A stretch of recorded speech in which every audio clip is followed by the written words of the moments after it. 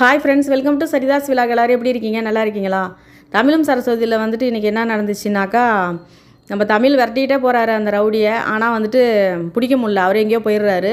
அதுக்கப்புறம் வந்துட்டு மேகனா சொல்கிறாங்க, நம்ம போலீஸில் போயிட்டு அவர் வண்டி நம்பரை நான் நோட் பண்ணியிருக்கேன் தமிழ், வாங்க நம்ம போலீஸில் போய் சொல்லிக்கலாம், அவங்க தேடிக்குவாங்க அப்படின்னு சொல்லிட்டு இவங்க 2 பேர் திரும்பிடுறாங்க. ஆனால் அந்த ரவுடி நேராக வந்துட்டு நம்ம அர்ஜுனை போய் பார்க்குறாரு. பார்த்தோன்னே பணம் கொடுத்து அனுப்பிடுறாரு நம்ம அர்ஜுன். இதுக்கப்புறம் தமிழ் கண்ணிலே எங்கேயும் படாத அப்படின்னு சொல்லிட்டு.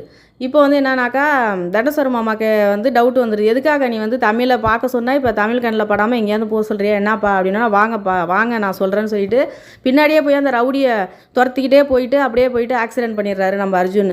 அவர் போய் ஒரு இடத்துல உளுந்து தலையில் அடிபட்டுருது அவருக்கு. இப்போ வந்துட்டு ரவுடி அப்படியே இருக்காரா செத்தாரான்னு கூட தெரில, அப்படியே திரும்பி கூட பார்க்காம அர்ஜுன் போயிட்டார். இப்போ வந்து நேராக வந்துட்டு கம்பெனியில் மேகனா எல்லாம் கம்பெனியில் நிற்கிறாங்க. நம்ம கோதையம்மா எல்லாருமே அந்த கம்பெனிக்கு வந்திருக்காங்க, பேசிகிட்டு இருக்காங்க.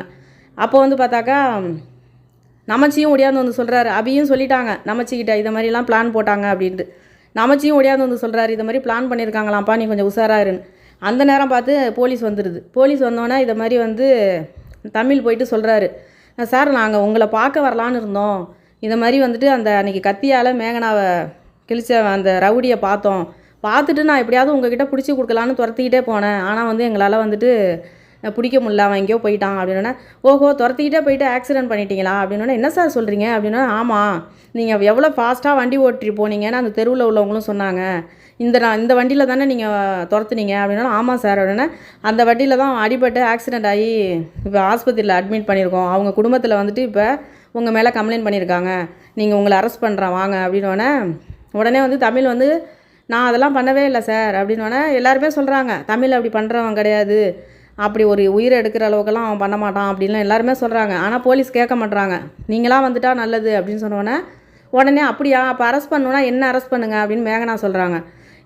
என்ன சொல்கிறீங்க அப்படின்னோடனே, எல்லாருமே பார்த்தாங்கன்னு சொல்கிறீங்க, இந்த காரில் தானே ஆக்சிடென்ட் பண்ணாங்கன்னு சொல்கிறீங்க, ஆனால் அந்த காரை ஓட்டுனது நான் தான் அப்படின்னு சொன்னோடனே தமிழ் உடனே மேகனா நான் தானே கார் ஓட்டினேன், நீங்கள் அப்படி மாற்றி சொல்கிறீங்கன்னா, அதெல்லாம் கிடையாது, நீங்கள் வெளியில் இருந்து எல்லா வேலையும் பாருங்கள், காரை ஓட்டினது நான் தானே, எனக்காக எதுக்காக போய் சொல்கிறீங்க, நான் உள்ளே போகிறேன் அப்படின்னு சொல்லிட்டு மேகனாவை வந்துட்டு இப்போ அரெஸ்ட் பண்ணி கூப்பிட்டு போயிட்டாங்க.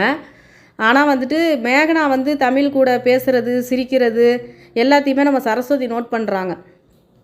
தமிழ் வந்து சொல்கிறாரு, மேகனா கையில் கத்தியால் கிழிச்சவனை வந்துட்டு நான் விடக்கூடாதுன்னு தான் துரத்திட்டு போனேன் அப்படின்னு சொல்லும் பொழுது மேகனா முகத்தில் ஒரு சந்தோஷம் வருது. அது எல்லாத்தையுமே சரஸ்வதி நோட் பண்ணுறாங்க. அப்புறம் போகும்போது மேகனா ஒரு வார்த்தை சொல்லிட்டு போகிறாங்க, தமிழ் நான் உங்களுக்காக ஜெயிலுக்கு போகல, நமக்காக தான் நான் உள்ளே போகிறேன், நீங்கள் வெளியிலேருந்து எல்லா வேலையும் பாருங்கள் அப்படின்னு சொல்லிட்டு போகிறாங்க. அந்த வார்த்தையும் யோசிச்சுட்டு சரஸ்வதிக்கு ஒரு மாதிரி ஆயிடுச்சு. இப்போ சரஸ்வதி நோட் பண்ண ஆரம்பிச்சிட்டாங்க மேகனா வந்துட்டு தமிழ் கூட எந்த இதில் பழகுறாங்க அப்படிங்கிறத. இப்போ அவங்களால ஒன்றுமே சொல்ல முடியல, மனசுக்குள்ளே தான் வச்சுருக்காங்க. இப்போ வீட்டில் எல்லாம் சோக கீதம் பாடுறாங்க, உட்காந்துருக்காங்க.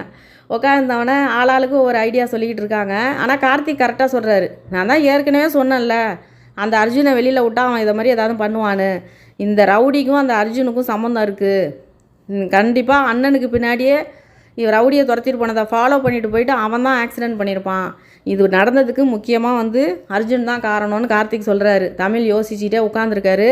நமச்சிக்கிட்ட வந்து அபி சொல்லிட்டாங்க இதை மாதிரி வீட்டில் பிளான் போட்டது எல்லாத்தையும்.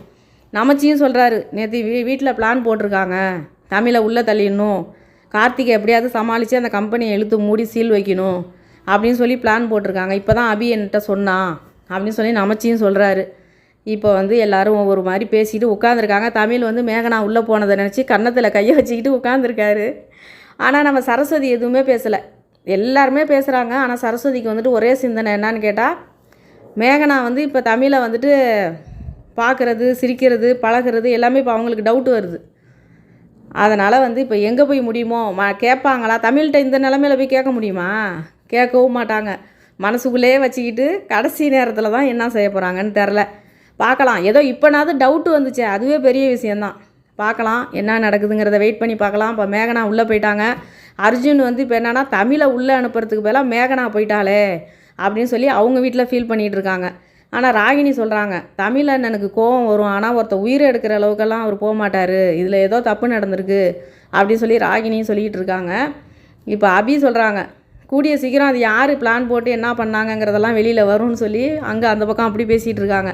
ஆனால் அர்ஜுன் என்ன தெரியுமா சொல்கிறாரு, இந்த கேஸில் வந்துட்டு மேகனா உள்ளே போயிட்டா. ஆனால் வந்துட்டு கூடிய சீக்கிரம் இதே கேஸில் தமிழையும் உள்ளே அனுப்புகிறேன் பாரு. கண்டிப்பாக அவனை ஜெயிலுக்கு அனுப்பி அவன் கம்பெனியை நான் சீல் வைக்கிறது தான் இப்போ அர்ஜுன் நிற்கிறாரு. பார்க்கலாம் என்ன ஆக போகுதுங்கிறத வெயிட் பண்ணி பார்க்கலாம். இந்த வீடியோ உங்களுக்கு பிடிச்சிருந்தா லைக் பண்ணுங்கள், ஷேர் பண்ணுங்கள், சப்ஸ்கிரைப் பண்ணுங்கள். நன்றிங்க.